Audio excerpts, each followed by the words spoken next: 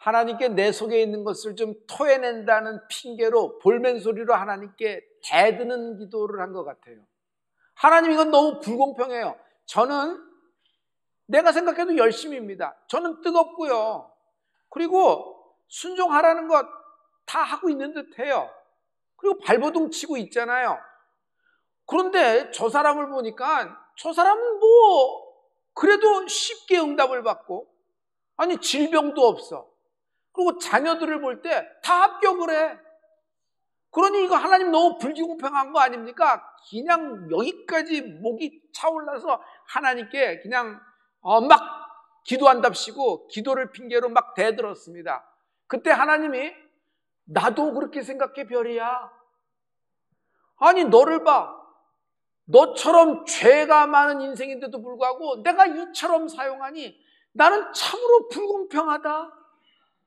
제가 그 얘기에 입을 콱 닫아버린 적이 있습니다.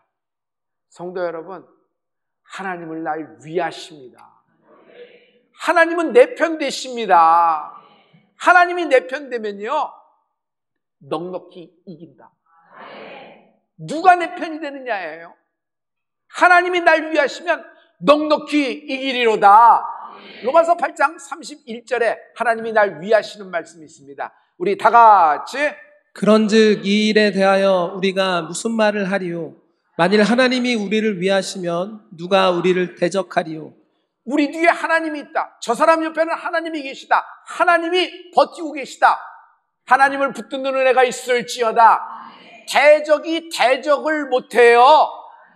환난이 있고 공고도 있습니다. 박해도 있어요. 기근으로, 적신으로, 위협과 공갈, 협박, 그리고 칼로 하나님의 사랑에서 우리를 끊으려고 하지만 여러분, 하나님은 날 위하십니다. 하나님은 날 위하십니다. 하나님은 날 포기하지 않으신다. 상속자. 예수님은 상속자에 대해서 뭐라고 말씀하셨죠? 구약에 상속자가 있는 걸 잘 알아요. 아브라함부터 나오잖아요. 야라씨, 히브리 말로 나오잖아요. 여러분, 이 모든 것이 신약에 와서 사도 바울이 상속자라고 정확히 쓰면서 양자의 영, 너희는 하나님의 자녀, 선택받았다. 그런데 예수님은 뭐라고 말씀하셨을까요? 있어요. 탕자의 비유예요. 여러분, 탕자의 비유가 상속자의 비유임을 나는 확신합니다. 지금 탕자의 비유는 모든 네 복음서에 오직 누가복음에만 적혀 있어요. 누가복음은 누가가 기술했던 걸 여러분 잘 알고 계시죠? 전승기록입니다. 제가 이 이야기를 들은 것은 에베소에서 어렸을 때 들었던 얘기입니다. 로마의 큰 귀족집에 큰 불이 났어요. 그때 노예 하나가 자기 주인을 등에 업고 그 불길 속에서 뛰쳐나와서 목숨을 살려준 겁니다. 그 귀족은 너무 감동을 받아서 너의 아들이 있지, 그 어린 아들을 내가 입양을 할게, 양자를 삼아준 거예요. 그리고 그를 아들처럼 대우한 겁니다. 그 아들의 이름이 누가예요. 누가는요, 그 주인집 딸하고 곧 사랑에 빠졌습니다. 그런데 그 여인이 일찍 죽었습니다. 누가는 너무너무 실망해서 나는 사람을 고칠 수 있는 사람이 되겠다, 의학을 공부하겠다 해서 알렉산드리아로 공부하러 가기로 결정을 하고 그 귀족 아버지, 양아버지가 그 모든 것을 도와줬습니다. 그래서 의학을 했다 그래요. 그는 신비한 만남으로 누구를 만나게 되는데 사도 바울을 만나게 되는 거예요. 그 신비한 만남 속에서 누가는요, 사도행전의 저자가 됩니다. 신기하지 않아요? 여러분, 누가가 사도행전을 기술하다니? 그리고 여러분, 누가복음은 누가 졌어요? 누가가 지은 거예요. 복음서를 지은 겁니다. 누가는요, 누구보다도 성령에 대해서 잘 알고 친숙합니다. 왜? 사도 바울 옆에 있었으니까. 사도 바울의 모든 선교 여행을 같이 했으며 마지막에 로마로 갈 때 여러분, 누가가 동행했지 않았을까요? 그는 개인적으로는 사도 바울의 주치의급, 그리고 사도 바울이 모든 구술하는 것에 대해서 옆에서 적고 있습니다. 로마에 가서 그의 부조를 이렇게 보면 사도 바울 옆에 누가가 있음을 아는데 누가는 어떤 형태를 갖고 있냐면 황소를 그리고 있어요. 그래서 누가복음을 황소복음이라 그래요. 왜 황소라 그럴까요? 우로나 좌로나 헤엄치지가 않아요. 누가는 일관되게 쭉 밀고 나가는 그런 어떤 영적인 기질을 갖고 있거든요. 그래서 그가 사도행전과 여러분 누가복음을 기술하게 되는 것입니다. 마지막에 상속자에 대한 얘기가 로마서에 아주 결정타를 매기고 있죠. 특히 8장 같은 경우 그거 누가가 안 읽었을까요? 갈라디아에서 있는 말씀 안 읽었을까요? 에베소 1장 5절에 있는 아들에 대해서 하나님의 자녀 상속자에 대해서 안 읽었을까요? 너무 친숙하게 잘 들었을 거예요. 성령에 대해서도 누구보다도 바울을 통해서 멘토링을 잘 받았을 겁니다. 그래서 그는 다른 복음서에는 없지만 예수님이 상속자에서 하신 말씀이 무언가를 많이 생각했을 거예요. 예수님의 비유가 있습니다. 그 많은 비유가 마태, 마가, 요한복음에 넣었는데 누가복음에 유명한 비유가 하나 있으니 그것이 탕자의 비유입니다.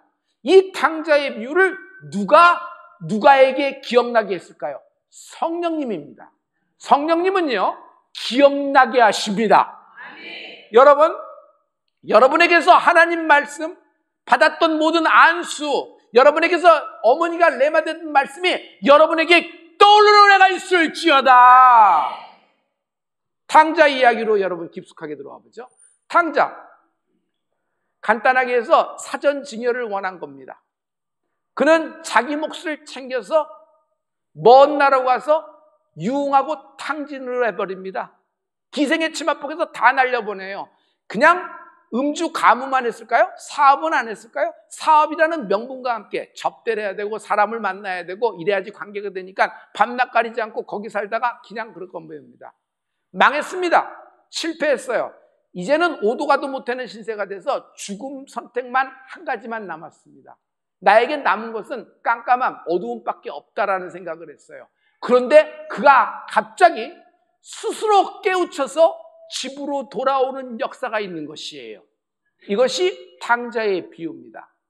여러분, 이 말씀 속으로 우리가 한번 쑥 들어가 보기를 원해요. 저는 이 말씀에서 누가가 어떤 느낌으로 적었을까? 누가가 어떤 표정이었을까? 탕자와 큰아들 아버지와의 관계를 있을 때 누가는 어떤 눈빛으로 봤을까? 나는 이것이 굉장히 궁금했어요. 누가는요, 큰아들의 표정을 읽은 것이 확실해요. 큰아들은요, 아버지의 태도를 보고 화를 내는 겁니다. 아니, 둘째 아들 돌아와서 기쁜 건 기쁜데 잔치까지 해. 여러분, 큰아들과 작은아들 탕자의 비유에서 가장 중요한 맥락은 뭐예요? 유산 싸움 아니겠어요?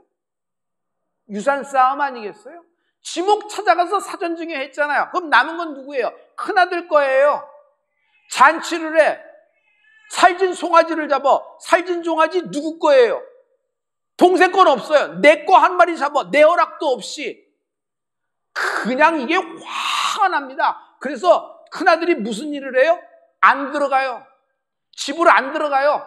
그래서 밖에서 빙빙 돌면서 그냥 버럭버럭 화가 냅니다. 이때 아버지가 탕자를 동구밭까지 버선발로 마중난 것 같이 이번에는 큰아들 때문에 동구밭까지 나가서 큰아들을 마중하고 큰아들을 설득하는 장면이 누가복음 15장 28절과 29절에 나와 있어요. 우리 이 말씀을 다 같이. 그가 노하여 들어가고자 하지 아니하거늘 아버지가 나와서 권한대 아버지께 대답하여 이르되 내가 여러 해 아버지를 섬겨 명을 어김이 없거늘 내게는 염소 새끼라도 주어 나와 내 벗으로 즐기게 하신 일이 없더니. 여기서 영어 성경을 보면 29절에 뭐라고 있냐면 아버지라고 부르질 않아요. 뭐라고 불러요? Look 보세요라고 불러요. 감사합니다. 왜 아버지, father 이렇게 시작 안 할까요? 우리말로 해볼게요. 좀 과장돼서 얘기할게요. 이것 보세요. 아니 나이가 드셔서 뭐 정신이 오락가락하시나? 이것 보세요. 동네 아저씨 부르는 거예요. 한 수 가르쳐 주려고. 여러분 제일 무서운 게 뭔지 알아요? 제일 사람이 수모와 멸시가 되는 게 뭔지 알아요? 아버지를 아버지로 안 불러. 딸을 딸 대접을 안 해. 아들을 아들 대접을 안 해. 자리가 있어요, 없어요? 이게 어려운 문제예요. 자리가 있어요, 없어요? 없어요. 쓸 자리가 없어요. 엄청난 멸시, 폭력입니다. 그런데 이 폭력을 누가 하는 거예요? 큰아들이 하는 거예요. 룩! 이것 보세요. 이것 보세요. 아버지라고 안 부르는 거예요. 아주 삐딱해서 확 틀어지는 그의 마음을 볼 수 있어요. 아버지는 여기에 모욕을 느끼지만 여러분, 실은 이 큰아들이 이 말 한마디 때문에 뭐가 포기가 되는 줄 아세요? 상속이 포기되는 장면이에요. 아버지와 나와의 관계가 끊어지면요, 상속이 포기되는 거예요. 저는 여기서 남 탓을 얘기합니다. 언제나 남 탓하는 거예요. 내가 이렇게 된 것은 쟤 때문이다. 내가 이렇게 된 것은 동생 때문이다. 가인 컴플렉스예요. 아벨 때문에 이렇게 됐다는 거예요. 어느 날 제사를 지내는데 하나님이 아벨 건 받고 내 거 한 번 안 받았기 때문에 이 사단이 벌어진 거예요? 아니에요. 다음번에 제사 드리고 다음번에 고쳐서 하면 되는 겁니다. 그런데 항상 이런 식이었어. 한두 번이 아니었어. 그래서 나는 뒤로 밀리는 거예요. 그래서 어느 날 터져버린 겁니다. 그래서 아벨 전원만 없으면은 계획을 세웁니다. 들로 데려 나옵니다. 아무도 안 보는 데에서. 그래서 들에서 돌을 들어서 아벨을 내리칩니다. 중상을 입힌 것이 아니라 죽을 때까지 내려칩니다. 미움이 얼마나 강했으면. 그리고 다 덮어서 완전 범죄가 이루어지는데 앞불사 하늘 위에서 하나님이 보고 계신다. 큰아들의 문제도 동생 때문 아니에요? 죄만 있어서 죄 때문에 내 인생이 그러고, 죄는 지목 다 찾아가는데 내 거 축낸다. 이제는 내 거를 가져가려고 이렇게 가만히 있다가는 내가 당하겠지. 옆에서 부추기는 사람도 있었을 겁니다. 그런데 중요한 건 그 아들이 남 탓을 했다는 것이에요. 여러분, 어떤 일이 벌어졌을 때 여러분, 남 탓보다는 나 자신을 돌아보는 깨달음이 있을지어다. 탕자는요, 남 탓 안 해요. 실패했습니다. 사업이 실패했겠죠. 그리고 음주가무 유흥으로 12폭 치마폭에서 다 놀아나서 다 탕진했습니다. 그러면 할 말이 많을 거예요. 굉장히 남 탓을 하면서 저 사람을 만났기 때문에 이렇기 때문에 여러 가지 얘기했는데, 근데 탕자는 자기를 돌아봤다는 것이에요. 여러분, 나를 돌아보면 뭘 깨닫게 되냐면 어떤 나쁜 일, 어떤 나쁜 이벤트적인 사건이 벌어지더라도 하나님은 그 사건 속에 계획을 갖고 계시다. 날 위하신다. 그러면 하나님이 날 위하고 날 사랑하기 때문에 이런 저주스러운, 이런 괴로운 사건이, 실패가 벌어졌다는 얘기예요. 하나님을 병주고 약주는 분으로, 하나님은 그러신 분이 아니에요. 내 인생에 악이 벌어진 건 사실입니다. 그러나 그 악을 선으로 바꾸시는 하나님의 계획, 날 위하시는 하나님을 찬양합니다. 하나님은 언제나 날 위하신다. 하나님은 언제나 날 위하신다. 여의 가문을 위하십니다. 여러분의 부부의 인생을 위하십니다. 여러분의 자녀를 위하십니다. 넉넉히 이긴다. 넉넉히 이긴다. 동생 아벨에 대한 가인 컴플렉스를 해서, 동생 탕자에 대한 남 탓을 해서 2차 범죄가 이루어집니다. 그리고 가인의 가문은 망하는 겁니다. 쫄딱 망하는 겁니다. 저는 이 탕자의 비유에서 상속자의 관점으로 들어갔어요. 그랬더니 저에게 깨닫게 하시는 말씀은 이겁니다. 영적 고통이 없다. 영적 고통이 없다. 진학에 실패하면 고통이 있습니다. 같은 시험을 몇 번씩 n번 차하면은 더 좋은 스코어가 나오는 것이 아니라 인생이 데미지가 가기 시작해요. 삶이 무너지기도 시작해요. 어느 정도 선이라는 것이 있는 겁니다. 취업에서 어려움을 겪으면요, 고통이 있습니다. 질병에는 질고라는 고통이 있습니다. 멘탈도요, 멘탈에 고통이 있지요. 그것이 공황과 불안, 여러 가지로 나타나요. 오늘 휴 하고 다른 사람 앞에서, 모든 사람 앞에서 정상적으로 잘 하루를 보냈습니다. 그러나 그 사람이 집에 가면은 그냥 몸소리치기 힘든 거예요. 왜냐하면 가까스로 살아남았다는 것이에요. 내일 또 해가 뜨면 어떻게 또 출근을 하고 어떻게 현관 밖을 나갈지 상상도 못하는 거예요. 아닌 것처럼 가면을 쓰고 행동하는 것도 한두 번이지 감당을 못할 고통 때문에 이 멘탈이 자꾸 무너지잖아요. 물질에 당한 고통은 여러분 뭐 얘기할 것도 없을 정도로 힘든 아주 쥐어짜는 듯한 고통을 받잖아요. 그런데 이것보다 가장 큰 고통이 뭐냐면 우리는 안 느끼고 못 느끼는 것 같은데 영적인 고통이 있다는 거예요. 현대인들의 가장 질병이 뭔지 아세요? 암보다도 더 큰 질병이 영적인 고통을 느끼지 못한다는 것이에요. 하나님 없이도 말씀 없이도 내 인생이 벌어지고 이 사건을 내가 헤쳐가며 하나님 없이도 나의 모든 삶 가운데 내 기쁨과 평강을 누릴 수 있다. 내가 노력한 만큼 내가 얻는 것이다라는 생각이에요. 여러분, 이성적으로, 추론적으로, 기승전결로 내가 노력한 만큼 얻어지는 세상이 아닙니다. 하나님이 그런 시스템을 만들어 놓지 않았어요. 여러분, 하나님을 부르짖는 하나님이 우리를 위하시는 인생이 되는 축복이 있을지어다. 양자의 영. 양자의 영. 양자의 영을 sonship, the spirit of sonship이라 그래요. sonship은 뭐죠? 양자 삼다, 아들 삼다는 얘기예요. 갈라디아서 4장 5절부터 7절까지 보면 하나님의 그 성령의 역사를 알 수 있어요. 우리 이 말씀을 다 같이 율법 아래에 있는 자들을 속량하시고 우리로 아들의 명분을 얻게 하려 하심이라. 너희가 아들임으로 하나님이 그 아들의 영을 우리 마음 가운데 보내사 아빠 아버지라 부르게 하셨느니라.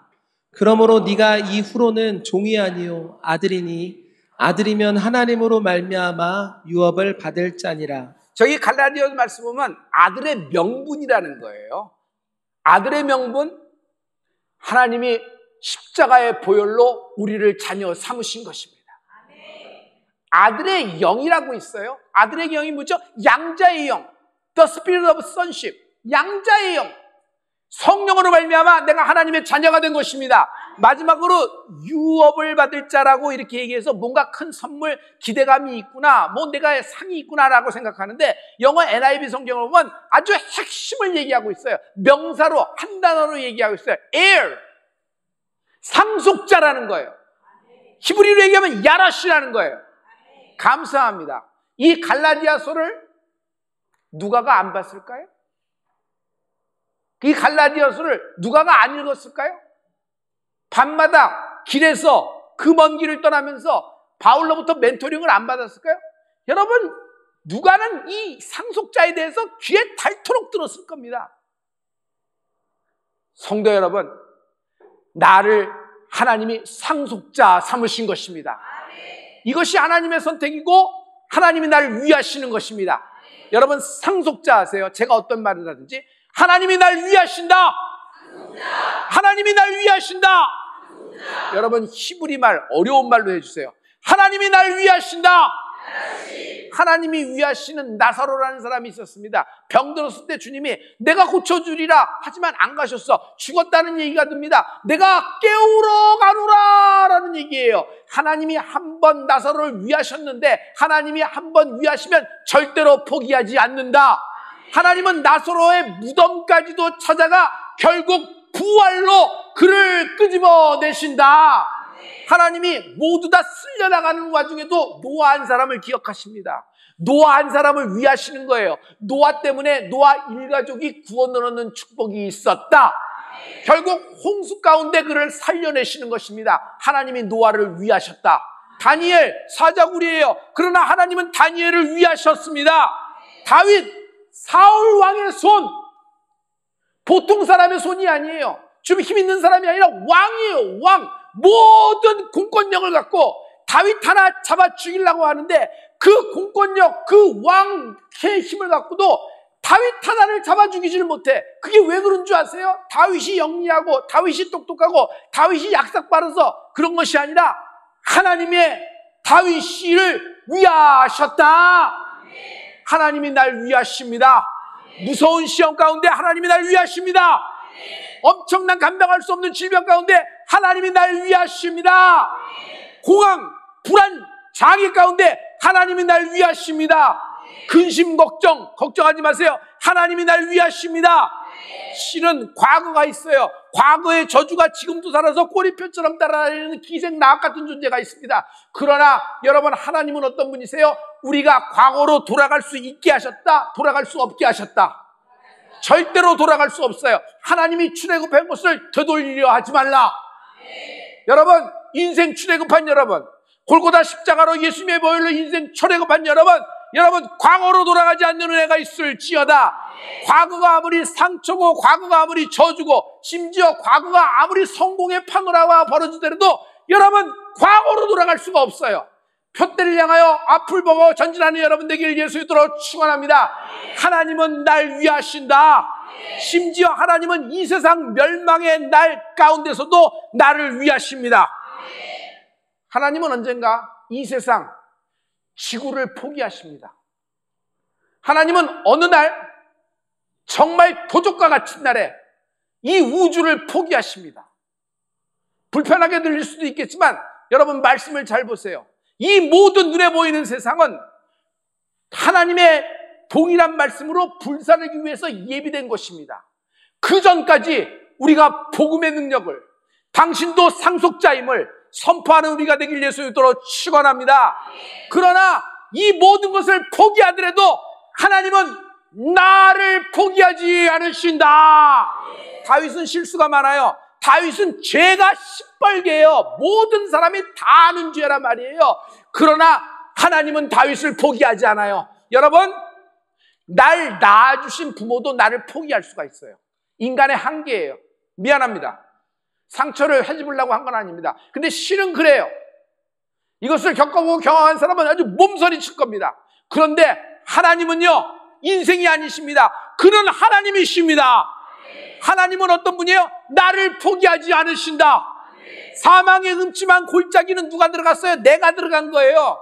나의 머리, 나의 계산 때문에 내가 그 속으로 들어간 거예요. 딴에는 잘한다고 했는데 그게 사망의 음침한 골짜기로 들어간 거예요. 그러나 하나님은 너 왜 들어갔냐? 그거 따지고 묻기 전에 일단 사망의 음침한 골짜기에서 푸른 조장으로 꺼내주시는 하나님이 날 위하시는 하나님을 찬양합니다. 하나님이 다윗을 포기하지 않고 오히려 다윗을 위하십니다. 내 마음에 합한 자. 좀 보기에도 떳떳하고 점도 없고 흠도 없고 모든 사람이 생각하는 그런 사람 세워서 내 마음에 합한 자라 그러면 우리도 끄떡일 거 아니에요? 그런데 가장 높은 자리에 있어서 가장 잘 보이는 죄를 갖고 있고 가장 실수가 많은 다윗을 통하여 하나님은 내 마음에 합한 자라 그래요. 여러분, 다윗은 언제나 하나님을 향하여 나갔습니다. 여러분, 쓰러지는 한이 있더라도 십자가 앞으로 쓰러지는 은혜가 있을지어다. 할렐루야. 하나님은 나를 버려두지 않습니다. 우리는 고아가 아니에요. 고아는 내버려 두는 겁니다. 고아는 알아서 해. 너 원하는 대로 먹고 싶으면 먹고 자고 싶으면 자고 일하고 싶으면 일하지만 한 달 놀고 싶으면 한 달 놀아. 상관없어. 아무도 자기를 제어할 사람이 없어요. 자유라 생각하지만 자유가 아니라 불안합니다. 공포예요. 무서워요. 울타리가 없어요. 보호막이 하나도 없는 거예요. 하나님은 그 하나님의 말씀으로 나를 보호하시는 것입니다. 나를 위하시는 거예요. 내가 널 버려두지 않겠다. 내가 널 버려두지 않겠다. 하나님이 나를 위하십니다. 오늘 성령으로 말미암아 성령의 충만한 은혜가 있을지어다. 여러분의 모든 두려움이 많아요. 기도가 될 것이고 여러분의 한숨 왜 쉬어요? 감당할 수도 없대 쉬는 거 아니에요? 또 다시는 감당할 수 없는 그 사건이 그대로 또 손 놓고 발 놓고 인생을 놓아야 되는 그 사건 속 한숨밖에 쉴 수 없을 때 하나님은 이 한숨을 나의 노래로 바꿔주신다. 성령의 충만한 은혜가 있을지어다. 성령의 충만한 은혜가 있을지어다. 성령의 충만한 은혜가 있을지어다.